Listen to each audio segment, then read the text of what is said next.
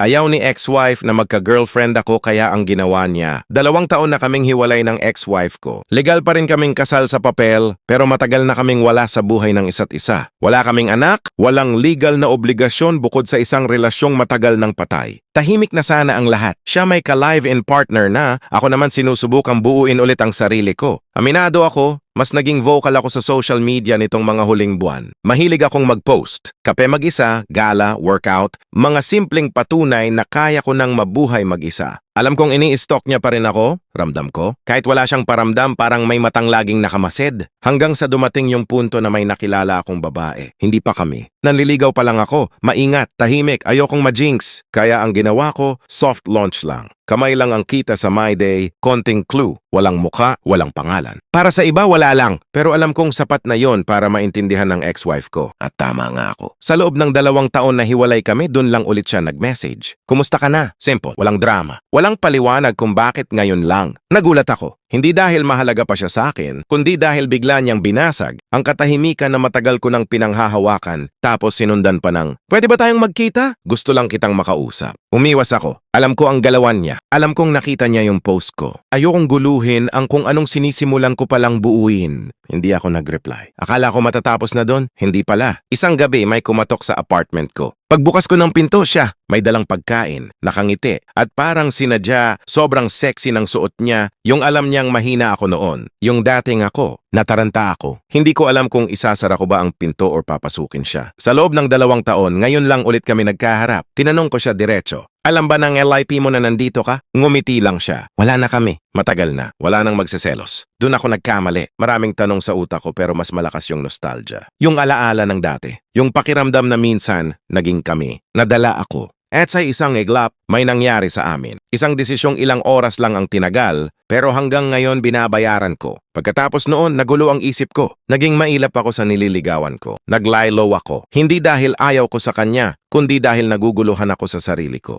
Pakiramdam ko may multong bumalik para guluhin yung buhay na pilit kong inaayos. At doon ko nalaman ang totoo. Hindi pala sila hiwalay ng LEP niya. Magkasama pa rin sila. Nagsasama pa rin sa iisang bubong. Doon ko naintindihan lahat. Hindi niya ako gustong balikan. Hindi rin siya selosa dahil mahal niya pa ako. Ayaw lang niya akong maging masaya sa iba. Siya may partner. May buhay. Pero ako, dapat naka-standby lang. Naka-pause. Nakaabang. Mas lalo akong nainis nung bigla niyang sinabi, parang buntis yata ako. Mukhang ikaw ang ama. Walang test. Walang proof. Walang kahit anong ebidensya. Pero may kondisyon. Tigilan mo na yung panliligaw mo doon sa babae. Kung hindi, i-chat ko siya at sasabihin ko lahat ng nangyari sa atin. Doon ako napaupo. Parang binagsakan ng mundo. Ginamit niya ang kasalanan ko para kontrolin ako. Ginamit niya ang kahinaan ko para sirain yung posibilidad ng bagong simula. Hindi dahil gusto niya ako, kundi dahil ayaw niyang makita akong masaya sa iba. Ngayon, nasa pagitan ako ng takot, galit at pagsisisi. Takot na masira ang babaeng walang kaalam-alam. Galit sa ex-wife kong ayaw akong pakawalan kahit matagal na siyang may iba. At galit sa sarili ko dahil hinayaan kong mangyari lahat ito. Minsan pala, hindi sapat na hiwalay na kayo sa papel. Kailangan mo ring putulin yung huling piraso ng kontrol na hinayaan mong hawakan nila. At minsan, ang pinakamalaking kaaway mo ay yung taong ayaw kang mahalin, pero ayaw ka ring palayain.